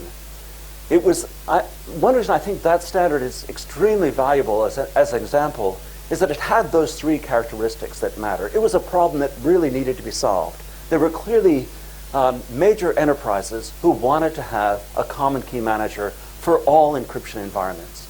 It's clear that there was technology that could solve this. Both IBM and ourselves, HP as well, already had protocols that we developed proprietarily to support our storage environments. And we had all the major players who were wrestling with this problem, except for Microsoft, unfortunately. But every other player was in that committee. And we came out within 2 years, we came out for standard, resulted really in demonstrable interoperability. In fact, Tim led the interop demonstrations we did across these vendors at major conferences, showing that the standard could really work, and has resulted, I think, in a much higher degree of use of encryption. For example, EMC would probably not have done encrypting tape drives had we not had this standard, and the ability of enterprises to support encryption of their environments in ways that would not have been been possible otherwise. The PKSS 11 example is a little different. That had been a standard developed really as an early adopter model back in the 90s at RSA, and had been managed by RSA for almost 20 years as a standard. But in 2009, along with the other technical leadership at RSA, decided that that was an important enough cryptographic standard that we needed to move it out into a larger standards body. So it was a much longer timeline than KMIP had, but had the same kind of model. That is, starting in February of 2012, we created the committee. We're just now in the stage of finalizing it as a standard. It's now a committee specification, which is the last step before there. We're just putting together the statements of use by major participants, showing that it's actually in effective use. And our expectation is that this is the first in an ongoing process of really development of that standard to support important cryptography, not only in terms of the traditional environment of HSMs and so on. In fact, it's used in the equipment you'll see in the back of the room, but also in terms of new environments like Android phones, for example. So I think they're good examples of why these environments have succeeded. And Tim, maybe you can talk to the implementations we're seeing. Yeah, so one of the things that matters most in any standard space is if you don't have products that solve a problem as the end result, there's no return on investment. So you have to look at the products that are coming out in the market. So what we did here, and this is the work that Tony put together based on all of our data and analytics in terms of how the market's going, is the blue line's a range of products coming out, and as most of the vendors are American-based, they tend to do a spring and a fall release, so it's a little bit lumpy. But the level of investment happens to go in here, and this is a standard going into product lines, product ranges. And as you can see, KMIP as a standard, right back at the beginning, not too many vendors doing it. You roll forward 5 years, pretty much most of the major vendors in the security industry support it, and it enables interoperability. It enables the customers, who ultimately pay the money to buy the products that keep the companies going, to move from vendor to vendor. It gives more choice, better functionality. And the types of products that things are going into, you think key management, they're not going to go into much. Well, in each of these sectors, people who are building products for storage, which is critical for data, and of course EMC's in there, about 40% of the investment is people building products to sell into the storage space, 30% into the encryption space, and a whole pile into cloud. And that's vendors who are building product to sell into those industries. It's not about how many products are actually selling, it's how the technology is getting out there. So one of the main items here is ultimately, why would you do this? The business driver is, it saves you money. And this is out of, again, Derek Brink's report from Aberdeen, which there's a reference that you can get more online details from that. Back to me. So if we look again at another legal problem and how we can think a little bit more laterally about it in order to solve it, as we said before, big data, obviously the essence of it is the massive information organisations collect. Certain organisations are getting millions of transactions each day. The law, in terms of personal information, says that if you're no longer required to use personal information, if it's no longer required for any purpose for which it was collected, then you must take reasonable steps to destroy or de-identify that personal information, which fundamentally for organisations who are collecting all this information is a real headache. I mean, how do you really know how long you need to use it? I suppose you can allocate certain organisational rules as part of policy in terms of classifying the types of data. And then the other practical problem is a lot of data is stored offsite in archive and that sort of thing on tape. You go out and physically destroy it. It's a real problem.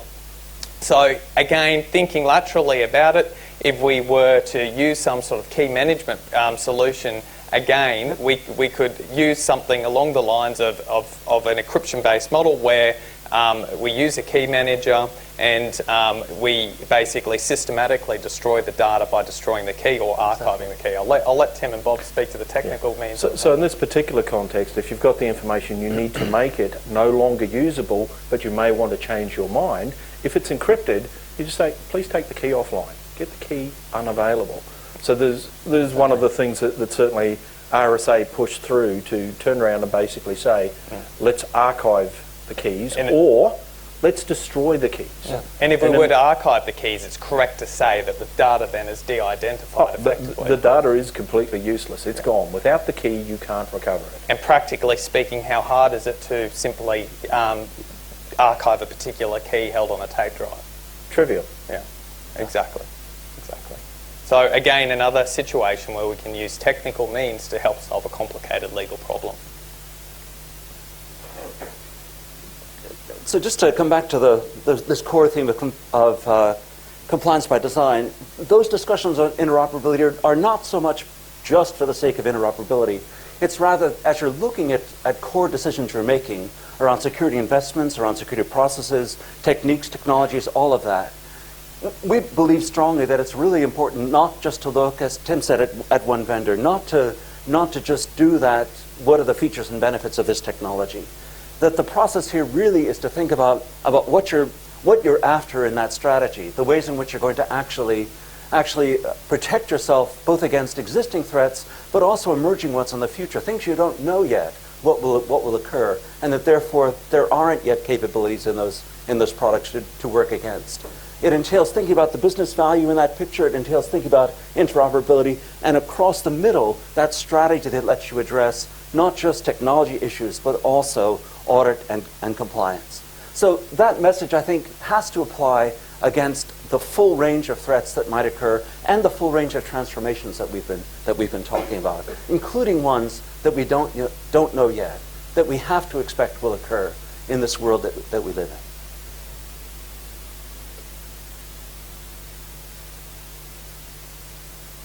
It means, I think, that what we're looking at now for security is, instead of that older historical reactive kind of models that really take advantage of our intelligence. Certainly where we are right now is in terms of models, particularly that are analytics-based, that are risk-based, that deal with agile controls, but also to urge you to recognize that even this model is only a step on that journey. That in fact, the core thing here is to constantly be thinking about security as an iterative process, as something that changes, in fact, as the next slide shows.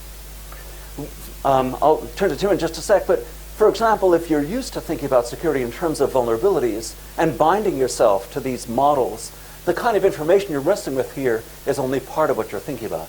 Tim, do you want to? Yeah, so one of the things that Bob and Hayden and I have been stressing as we've gone along here is the threats are real, the threats are changing. There is no one solution that's going to address it. You have to think of both the business, the legal, the compliance, the audit, and the technical mechanisms. So I've just got a series of slides here I'm going to go through very, very quickly to underline the message that it's not if, but when things will break. So for those of us who are looking at the technical side of things, we know all of the vulnerability identifiers. But if we're looking in a business context, did you know about Berserk, Heartbleed, Shellshock, Zenbug? These are all very, very recent things. They've all happened in the last 4 months. When did the mistakes happen that caused these issues? In the case of Shellshock, 22 years ago. Berserk, which is the issue with NSS, 17 years ago. Heartbleed, 2 years ago. Zenbug, 5 years ago. These are not issues that were created recently. They've been in the core infrastructure all along. Could they have been predicted? No. Have a look at Shellshock. There's now 5 issues with it, right? So the first time something gets found, then people start taking a bigger look. What's changed? Why does everybody know about things like Heartbleed? Well, security researchers found that there's this thing called marketing. So if you create a snappy logo, get yourself a cartoon, and put some infographics together, you'll get a lot more attention. So there's Heartbleed. Move along. Here's how you explain a buffer overflow, which is of absolutely no interest to anybody in an organisation other than a technologist. There's now a cartoon. That's a buffer overflow. Well worth having a read. It's actually a technically accurate cartoon describing a buffer overflow. Moving to the next slide. Shellshock. Why are people not quite up to date with Shellshock? Well, they're still arguing about what logo to use. So from that perspective, you have to look at all of the issues there. Whatever controls you've got in place, at some stage they are going to fail. So if we have a look at this, and I think, Bob, we can mention some of the shock we had when joining EMC. We were both at RSA when EMC acquired RSA, and we were absolutely, totally focused on the concept that data protection meant one and only one thing. Never, give the data to the wrong person. That's a security viewpoint. And we were educated. Indeed. So RSA was acquired by EMC in September of 2006. The announcement was in June. And on the Monday after the merger closed, the acquisition closed on the Monday, the 27th of September, Tim and I went down to Hopkinton, where the big EMC headquarters are. They brought in all of the tech leaders from RSA and the tech leaders from EMC to talk about the acquisition and how to actually secure EMC products. So we started each talking about what we do and how we would protect EMC products. And it was probably after about 3 hours, we suddenly realized that we were talking about two completely different things. As Tim said, protection for us meant who had access to the information. And for the EMC guys, it meant how do you make sure it's available? How do you make sure it doesn't stop? How do you make sure it doesn't fail? Protection is backup and recovery and availability, not security. So I suppose just turning our minds back to the legal side of things very quickly, because I think we are getting close to time. But why does all the stuff that Tim and Bob spoke about matter so much from a legal perspective? Well, we've seen in the United States, for example, that changes in the law around the obligation to give notice of a security or data breach occurring really drove serious investment in terms of the IT security industry. And in terms of Australia, we're seeing similar laws being negotiated in Parliament now. So once these laws come into place, and the precise form of them is not fully known just yet, but once they do come into place, effectively will be required as an organisation who's affected by something like a Heartbleed or like a shell shock or something like that, or something proprietary to them, to give notice to affected persons that a data breach has occurred. So if we think about this in the context of something very simple, we could think about it in the context of what we saw recently in the news in a finding by the Privacy Commissioner, a medical office and its records, I think it was a GP office in a local community. Basically, they had all the medical records and they had them stored out in a shed. And someone broke in, of course, and decided to steal some things, including the medical records. Now, once those laws come into place, that type of thing is mandated to be disclosed by law, and if you don't, there are going to be serious penalties. Now, in America, this is an example of positive law reform. I think there was precise exemptions if you were said to encrypt the data. In Australia, we're not necessarily seeing that. And Bob, in your experience, you might be able to speak about what effect that law had in terms of the industry. So, yeah, two effects. One was that safe harbor clause. That is, that if you used encryption for data that had been extruded from your organization, you were not required under the law to disclose that. Although if it turned out later on that somehow, for example, that data had been cracked and it showed up within fraudster forums, you could end up with penalties. But it was a safe harbor under that law. And it did result, honestly, in a blip in terms of technology investment in encryption across the board in the US in early 2005, 2006. But nonetheless, the major effect of that, of 1386, because of the way they had structured it, that is in terms of fines rather than technology, was an overall increase in awareness of and attention to security. And I think significantly attention not in terms of compliance, not just are we compliant to the law, but in terms of the risks, financial risks that law would then expose organizations to. And that, I think, really was the great benefit, not just to security companies, and indeed not even to industry, but I think to society, a much greater sense of confidence that enterprises, organizations, including governments, responsible for our information, were paying attention to the risks around the exposure of that information in ways they hadn't before. And that was, I think, due directly to that legislation. So it's that concept of trust, really. And yes, exactly. And again, I suppose if we think about it, although the US had a specific exemption for encryption, in Australia, we still need to think that it's only the disclosure that needs to be made if it's personal information that's been accessed. So again, we need to feed in security policy and security methods, technical or business, into our organisation. Yeah. And in fact, in European Union, there was a recognition that this is not an individual country problem. You may know that there was an initial version of regulations passed in Europe in 2006 And the instrumentation of that was done differently in every European Union country. So even though they had guidelines that were consistent, the actual legal instantiation of that resulted in quite different products being sold in different countries. 2 years ago, EU announced the first draft of a new set of regulatory requirements around privacy that are much closer both to California 1386 and the US privacy laws, and also to Australia regulations, proposed regulations. Exactly that model of disclosure as the fundamental approach. And I think it's a good example of very good legislation that helps to drive trust.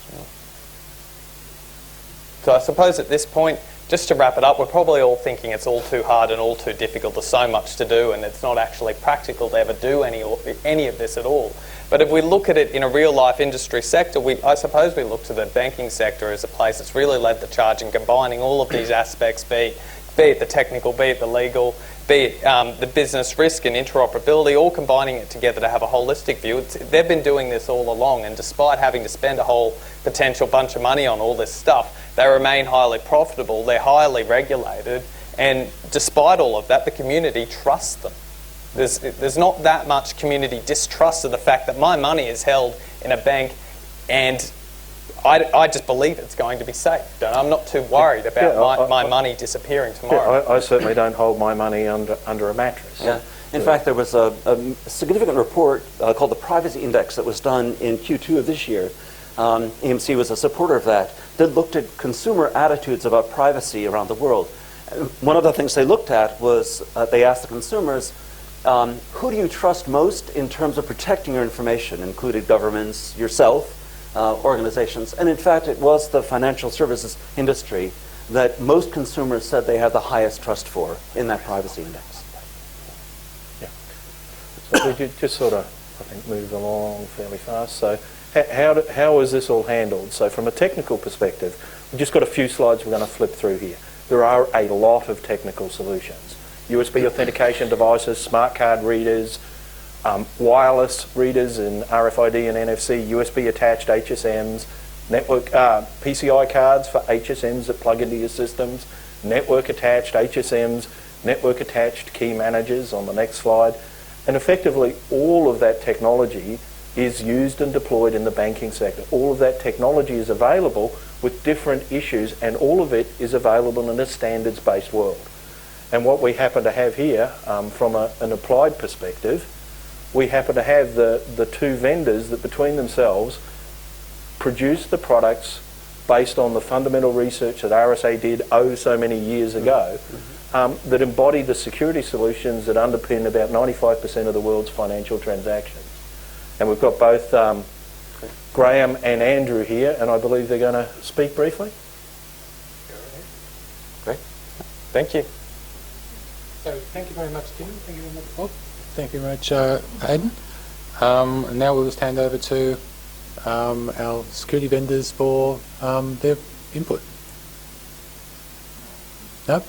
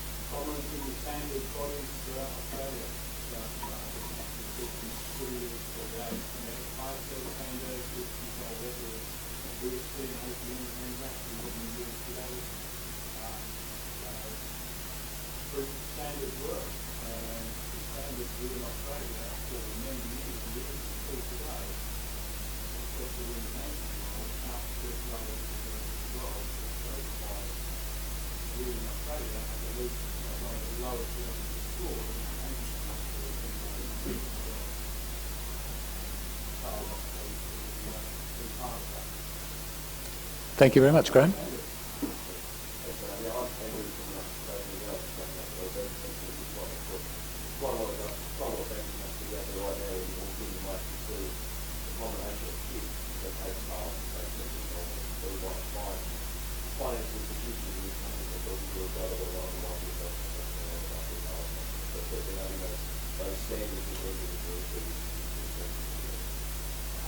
What we do is try to bring solutions to the marketplace that meet customers' needs now, and being able to build our build our import share, and being able to be able to control access to that information.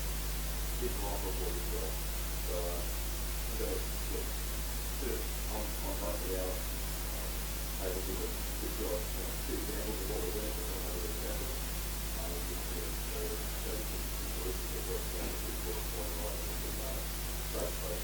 Their environment in the cloud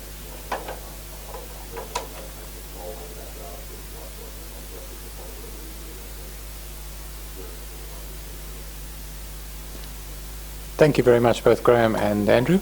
And look, please feel free to, however, and talk to the folks. They've got equipment and things and material here they can give you and talk to you about futures for their products. I might just wrap up very quickly and say, look, thank you very much for coming today.